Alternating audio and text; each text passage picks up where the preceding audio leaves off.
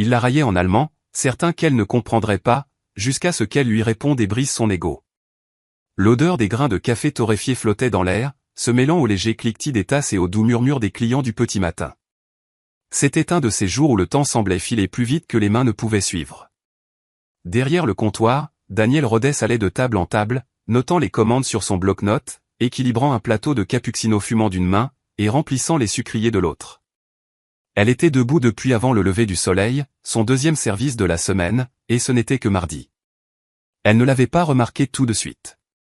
La plupart des gens ne s'attendaient pas à voir un milliardaire dans un endroit comme celui-ci, un petit café familial niché entre une pharmacie et une laverie automatique sur la 9e rue, au centre-ville de Phoenix. Jonas Wexler n'était pas du genre à se fondre dans la masse. Son costume semblait n'avoir jamais vu une ride. La montre à son poignet valait plus que la voiture de Daniel, et la façon dont il scannait la pièce indiquait qu'il n'était pas là pour s'attarder. Son assistante le suivait, déjà au téléphone, parlant rapidement en allemand.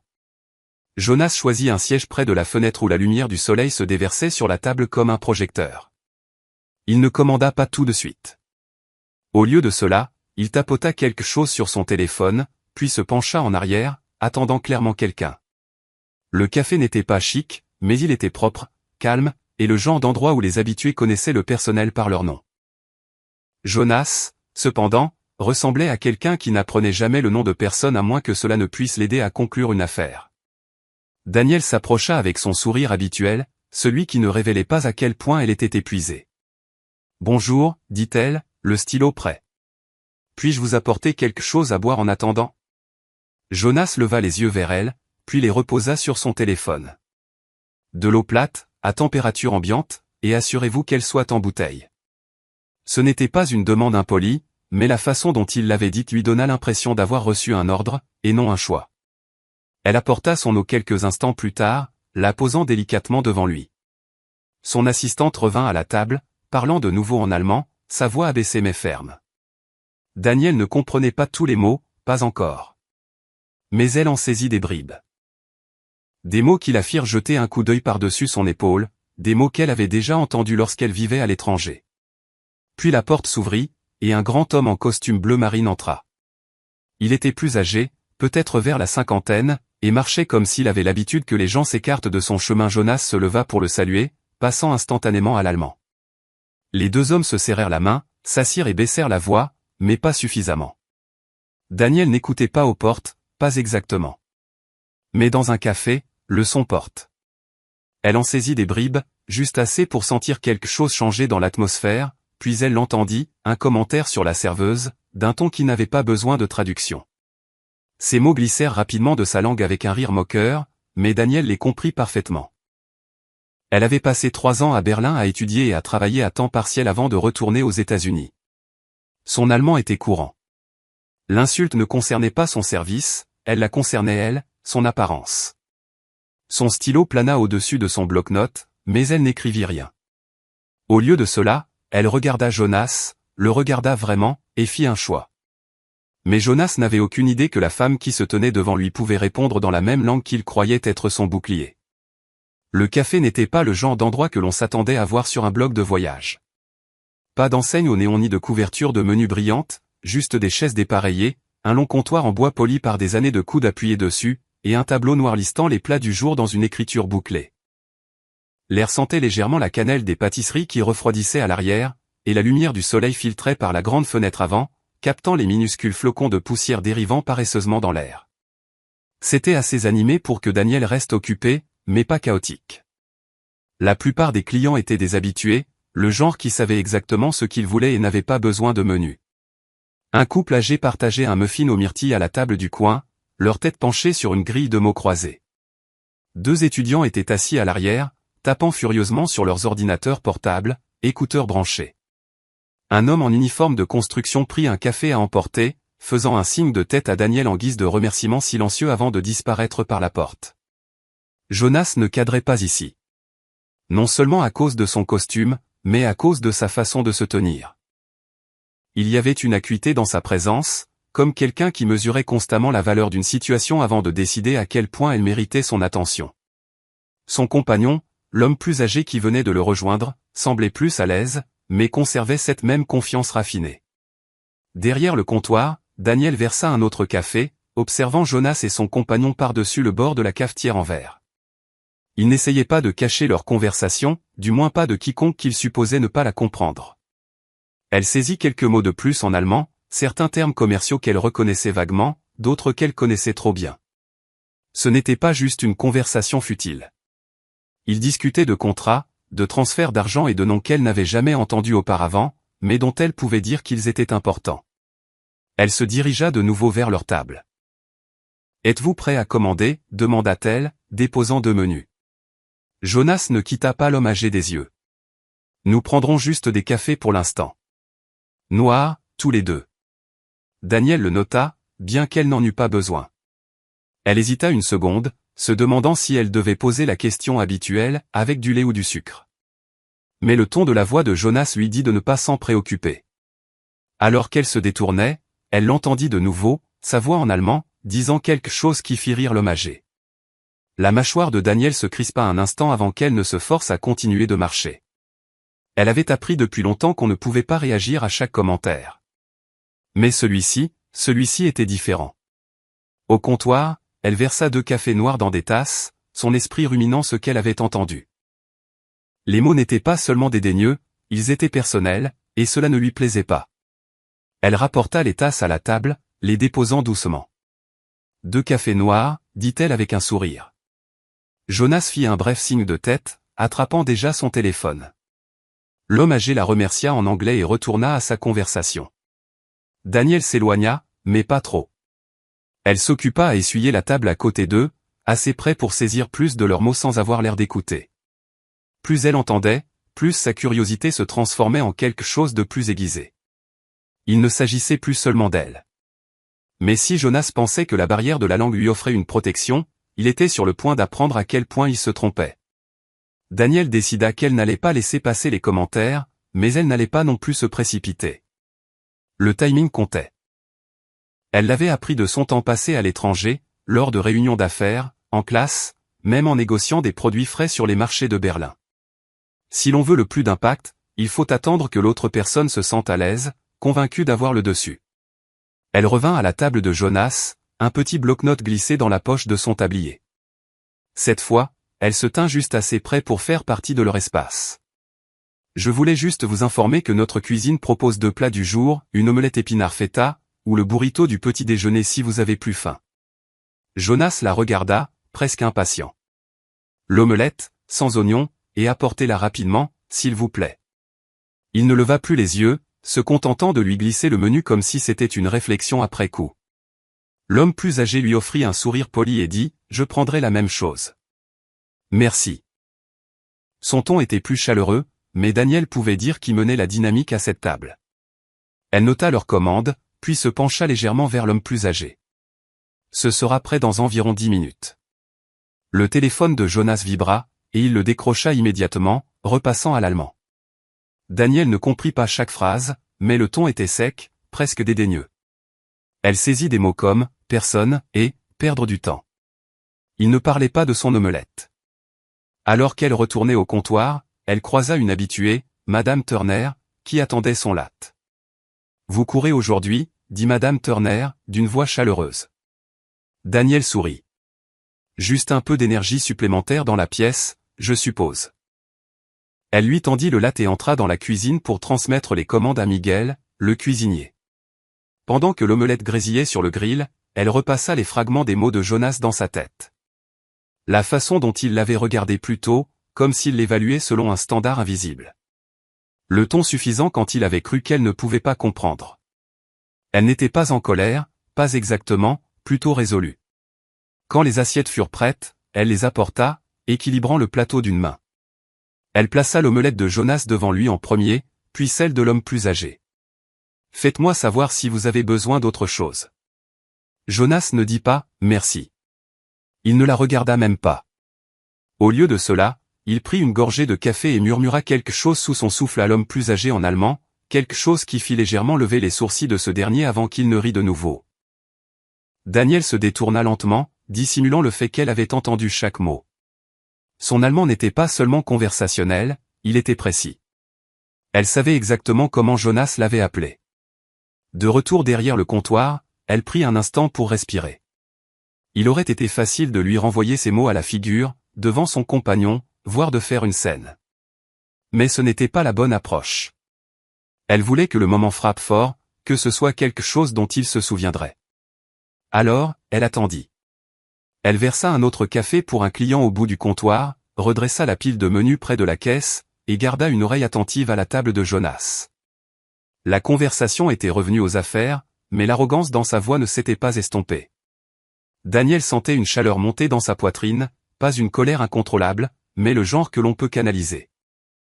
Mais elle savait que la meilleure façon de riposter était de le laisser croire encore un peu qu'elle était dans l'ignorance. Le café s'était un peu éclairci. Le couple âgé était parti. L'ouvrier du bâtiment n'était pas revenu pour son deuxième café. Et les étudiants dans le coin étaient trop absorbés par leurs travaux pour remarquer quoi que ce soit d'autre. La pièce était plus calme maintenant, le tintement des couverts et le faible bourdonnement de la machine à expresso étant les seuls bruits de fond. Jonas se pencha en arrière dans sa chaise, un bras posé sur le dossier. L'homme plus âgé avait sa fourchette à mi-chemin de sa bouche quand Jonas dit quelque chose en allemand, sa voix douce mais teintée de dérision. Daniel n'était qu'à quelques pas, remplissant les sucriers. Elle saisit clairement toute la phrase. Alupfraude, soit, elle devrait déjà s'estimer heureuse d'avoir un emploi. Ses doigts se resserrèrent autour du sucrier en verre. Elle leur tourna le dos, faisant semblant de ne pas avoir entendu. L'homme âgé gloussa, non pas méchamment, mais de cette manière maladroite dont les gens rient quand ils ne veulent pas contredire la personne assise en face d'eux. Jonas n'avait pas fini. Il enchaîna avec « feeling for state », soit, on voit bien qu'elle ne comprend pas grand-chose à l'éducation. Celle la piqua, non pas parce qu'elle était vraie, mais parce qu'elle était si sûrement fausse. Daniel avait un master de l'université Humboldt de Berlin, l'une des plus prestigieuses d'Allemagne. Elle avait travaillé sur des projets de recherche, rédigé des articles universitaires en allemand et mené des conversations plus complexes que Jonas ne pouvait l'imaginer. Et pourtant, il était là, la réduisant à quoi? À un stéréotype qu'il portait dans sa tête. Du comptoir, elle aperçut Miguel jetant un coup d'œil depuis la cuisine, s'essuyant les mains sur son tablier. Il lui lança un regard curieux. Il pouvait sentir que quelque chose n'allait pas. Daniel secoua subtilement la tête, signalant qu'elle maîtrisait la situation. Jonas se pencha en avant maintenant, baissant légèrement la voix, mais pas assez pour qu'elle n'entende pas. Il commença à parler de chiffres, de montants de centaines de milliers, et de noms de sociétés qu'elle ne reconnaissait pas. Son ton changea, presque suffisant. Puis il dit quelque chose qui fit accélérer son cœur. Eskeo n'est manir d'arrêt du forain verda, soit, il n'y a personne ici qui comprendrait cela de toute façon. Daniel posa le sucrier avec soin, le verre tintant doucement sur le comptoir. Elle se redressa, lissa son tablier et se dirigea vers leur table. Elle aurait pu le confronter tout de suite, mais elle voulait plus. Elle voulait la satisfaction de voir le moment exact où la prise de conscience le frapperait. « Tout va bien ici ?» demanda-t-elle en anglais, sa voix calme, presque chaleureuse. Jonas ne la regarda même pas, bien. Puis, en allemand à l'homme plus âgé, Zumindusti, soit, au moins elle fait son travail. Daniel sourit faiblement. Elle hocha la tête une fois, s'éloignant de nouveau. Mais intérieurement, sa décision était prise. Elle n'allait pas seulement réagir. Elle allait répondre dans le même allemand impeccable qu'il pensait être son petit espace privé. Elle attendit qu'ils finissent leurs assiettes, que les tasses de café soient presque vides. Puis elle revint, ramassa les assiettes, et dit dans un allemand parfait, sans faute, « C'est intéressant que vous parliez d'éducation, monsieur Wexler, alors que vous ne remarquez même pas que quelqu'un comprend chaque phrase que vous avez prononcée. » La fourchette dans la main de Jonas s'arrêta en l'air. Ses yeux se levèrent vers les siens, clignant une fois comme s'il n'était pas sûr d'avoir bien entendu. L'homme plus âgé se figea, son regard passant de l'un à l'autre. Mais Daniel n'allait pas s'arrêter à une seule phrase. Elle ne faisait que commencer. La fourchette de Jonas resta suspendue une seconde avant qu'il ne la dépose avec un cliquetis étouffé contre l'assiette. Il se pencha légèrement en arrière, son expression passant de la surprise à quelque chose de plus difficile à déchiffrer, un mélange de calcul et de malaise. Daniel ne détourna pas le regard. Elle continua en allemand, son ton stable mais incisif. « Vous pensez que personne ici ne vous comprend, mais j'ai entendu chaque mot, absolument tout. Des remarques à mon sujet aux choses que vous ne voudriez probablement pas que quiconque sache. » L'homme plus âgé s'éclaircit la gorge, posant sa tasse de café. Il regarda Jonas, visiblement mal à l'aise maintenant. Jonas tenta un sourire forcé. « Oh, vous parlez donc allemand. Quelle surprise !» Il passa à l'anglais, comme s'il espérait reprendre le contrôle de la conversation. « Mais peut-être avez-vous mal compris. »« Non, » coupa Daniel, toujours en allemand. « Je n'ai rien mal compris. J'ai vécu à Berlin pendant 3 ans, j'y ai étudié, j'y ai travaillé. Mon diplôme est de l'université Humboldt. Alors si vous pensez que vos mots sont en sécurité parce qu'ils ne sont pas en anglais, vous vous trompez. » Il y eut un silence dans le café maintenant. Tout le monde n'écoutait pas, mais le ton de leur voix avait suffisamment changé pour que l'atmosphère semble différente. Miguel était de nouveau appuyé contre l'entrée de la cuisine, les bras croisés, faisant semblant d'être occupé avec un torchon. Le compagnon de Jonas posa sa fourchette. « Jonas, dit-il doucement en anglais cette fois, comme un avertissement, mais Jonas insista, sa voix plus froide maintenant. « Et qu'est-ce que vous suggérez exactement avoir entendu ?» Daniel soutint son regard sans ciller. « Assez pour savoir que vous me croyez inférieur, assez pour savoir que vous pensez que je devrais être reconnaissante d'avoir un emploi, et assez pour vous entendre parler de sommes d'argent et de noms qui sembleraient intéresser quelqu'un en dehors de ce café. » La mâchoire de Jonas bougea légèrement, un changement subtil qui lui indiqua qu'elle avait porté son coup. Il mesurait son prochain mouvement, mais Daniel n'avait pas fini. « Savez-vous ce qu'il en est des gens que vous pensez ne pas faire attention ?» demanda-t-elle, passant brièvement à l'anglais pour que chaque mot soit clair.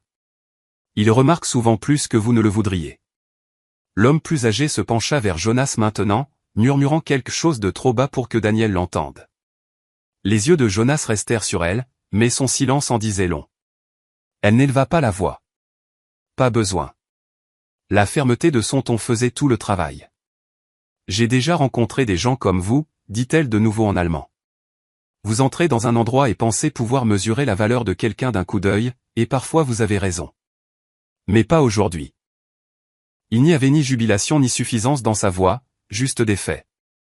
Jonas finit par détourner le regard, prenant sa tasse de café comme s'il avait besoin de tenir quelque chose.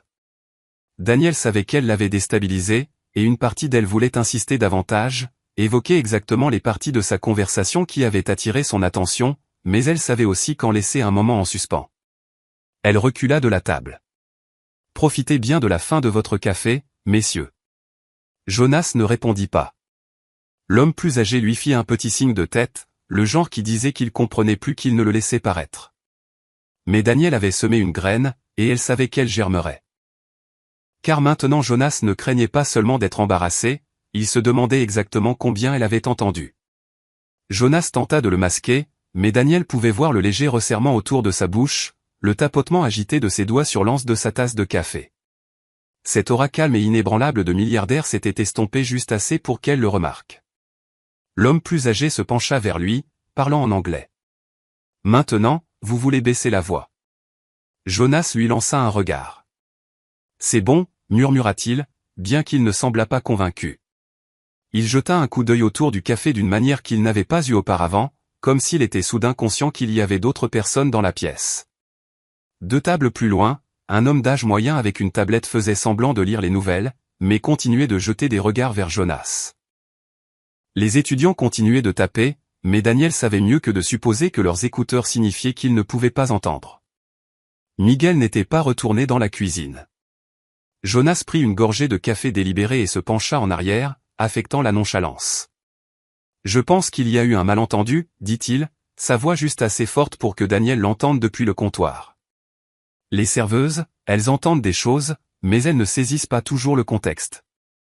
Ce n'était pas une excuse, plutôt une bouée de sauvetage qu'il se lançait à lui-même. Daniel retourna à sa table, une expression calme masquant le rythme régulier de son pouls dans sa poitrine. « Si vous pensez que le contexte rend vos mots moins insultants, Monsieur Wexler, dit-elle d'une voix égale. Vous voudrez peut-être réfléchir à ce que cela signifie. » L'homme à la tablette arrêta de faire semblant entièrement maintenant, ses yeux rivés sur l'échange. Jonas lui offrit un sourire contraint. « Je suis sûr que vous êtes très bonne dans votre travail. Je ne voulais rien de personnel. » Elle inclina légèrement la tête. « Vous avez parlé de moi dans une langue que vous pensiez que je ne pouvais pas comprendre. C'est personnel par définition. » L'homme plus âgé soupira et se frotta le front. « Jonas, peut-être devrions-nous. Mais Jonas n'était pas prêt à abandonner.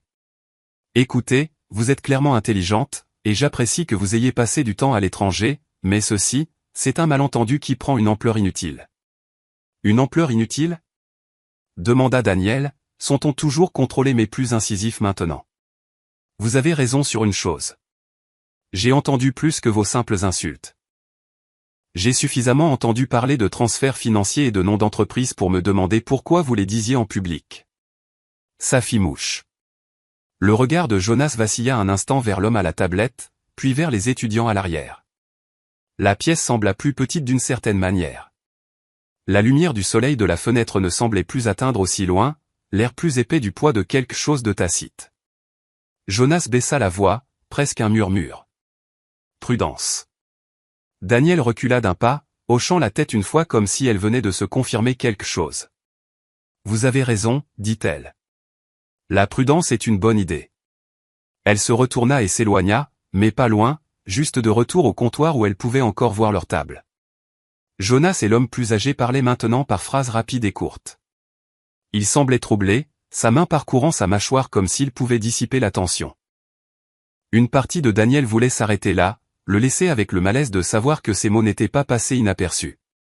Mais une autre partie d'elle, la partie qui se souvenait de chaque fois que quelqu'un l'avait interrompu, ignoré ou avait supposé son ignorance, voulait pousser un peu plus loin. Mais avant qu'elle ne décide jusqu'où aller, Jonas fit son prochain geste, et cela lui dit tout ce qu'elle avait besoin de savoir sur le genre d'homme qu'il était vraiment. Jonas plongea la main dans la poche intérieure de sa veste et en sortit un élégant porte-carte noir. Il prit son temps pour l'ouvrir, faisant glisser une carte de visite impeccable entre deux doigts.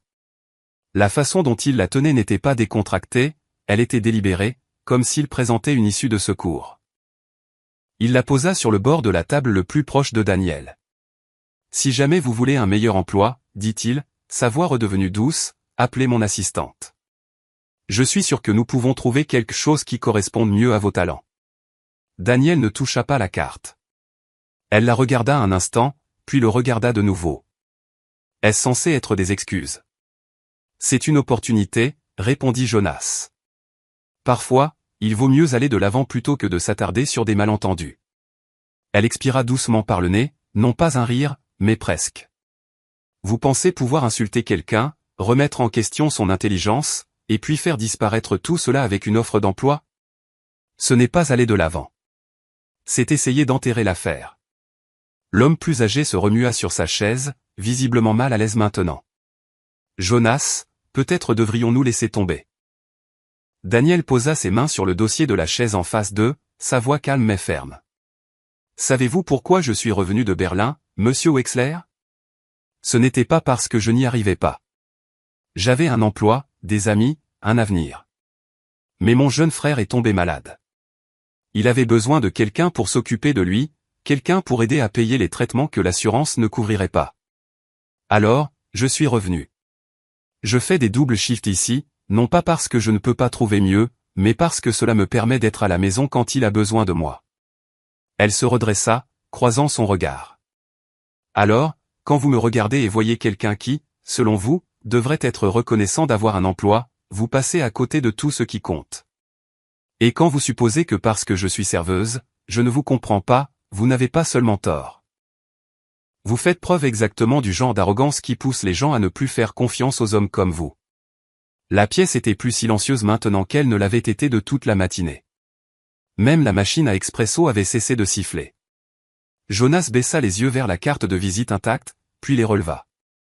Pour la première fois depuis son entrée, il n'avait pas de réponse toute prête. Daniel n'en attendit pas. Elle prit la carte de visite, la retourna dans sa main et la posa face cachée sur la table. « Vous pouvez la garder, dit-elle. Je pense que c'est vous qui avez besoin de l'opportunité d'écouter réellement les gens que vous croyez inférieurs. » La bouche de Jonas se pressa en une ligne fine. L'homme plus âgé fit à Daniel un autre petit signe de tête, cette fois-ci de respect. Elle recula de la table, ramassa les assiettes vides et les porta au comptoir sans regarder par-dessus son épaule. Elle n'en avait pas besoin. Le message était passé.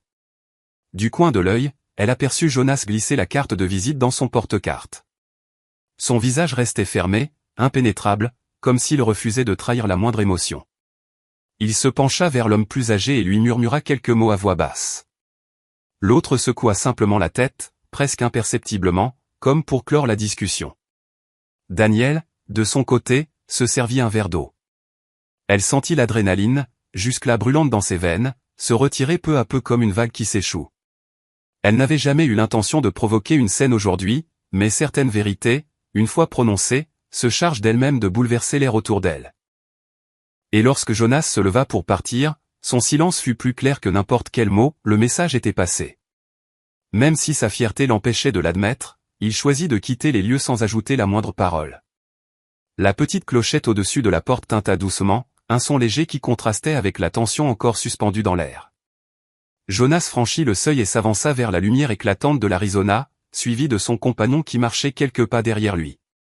Daniel resta immobile, observant à travers la vitre du café les deux silhouettes traverser la rue, avant de disparaître dans une berline noire aux vitres teintées qui les attendait patiemment. À l'intérieur, la vie reprit son cours, comme si rien ne s'était passé. Les étudiants, absorbés par leurs ordinateurs, reprirent le rythme effréné de leurs frappes sur le clavier. Madame Turner revint au comptoir pour commander un deuxième latte, fidèle à ses habitudes. Miguel, enfin, retourna s'activer en cuisine. Tout semblait redevenu normal. Pourtant, pour Daniel, l'atmosphère avait changé. L'air paraissait plus léger, presque libéré. Son sourire n'était plus celui d'une serveuse contrainte à la politesse. C'était un sourire intime, discret, né de la certitude d'avoir tenu bon, d'avoir défendu ce qui comptait. Elle s'appliqua à essuyer les tables, non par devoir mais par choix. Elle voulait rester en mouvement, laisser l'instant s'imprimer dans sa mémoire. Elle ignorait si Jonas repenserait un jour à ces mots, si quelque chose, même infime, s'était fissuré dans son regard sur les autres. Peut-être balayerait-il tout d'un revers de main, convaincu qu'elle avait exagéré. Ou peut-être, la prochaine fois qu'il prendrait place dans un restaurant, ses paroles reviendraient frapper à la porte de sa conscience. Daniel n'avait aucun pouvoir sur cela. Ce qu'elle maîtrisait en revanche, c'était la manière de se tenir droite, la conviction que sa valeur n'était pas mesurée par un titre gravé sur une étiquette ou par une position sociale. Avant que l'agitation du service du midi ne débute, elle sortit prendre l'air. De l'autre côté de la rue, la ville continuait d'avancer sans se soucier des tempêtes intérieures, les voitures défilaient, des passants bavardaient à voix haute sur le trottoir, un bus s'ébranlait dans un nuage de poussière. Daniel pensa à son frère, resté à la maison, au choix qu'elle avait fait pour en arriver là, et à cette facilité avec laquelle des hommes comme Jonas pouvaient rabaisser ceux qui leur servaient un simple café. Elle sourit à elle-même, un sourire dénué de rancune mais chargé d'une assurance nouvelle. Elle savait qu'il se souviendrait d'elle, non pas parce qu'elle l'avait humiliée, mais parce qu'elle avait rappelé une vérité universelle. À lui, et à tous ceux qui avaient tendu l'oreille, elle venait de prouver que le respect n'est pas une option. Voilà la véritable leçon. Peu importe où vous vous trouvez, dans une salle de réunion ou derrière un comptoir. La manière dont vous traitez les autres en dit toujours bien plus long que vos titres, vos diplômes, ou l'argent que vous possédez. Et si quelqu'un choisit de vous réduire à ce qu'il croit voir, laissez-le parler. Car parfois, la réponse la plus puissante que vous puissiez offrir, c'est de retourner ses propres mots contre lui et de lui montrer à quel point il se trompe. Ne permettez jamais à quiconque de vous diminuer. Et s'il s'y risque, soyez prêt à répondre, dans une langue qu'il n'attendait pas.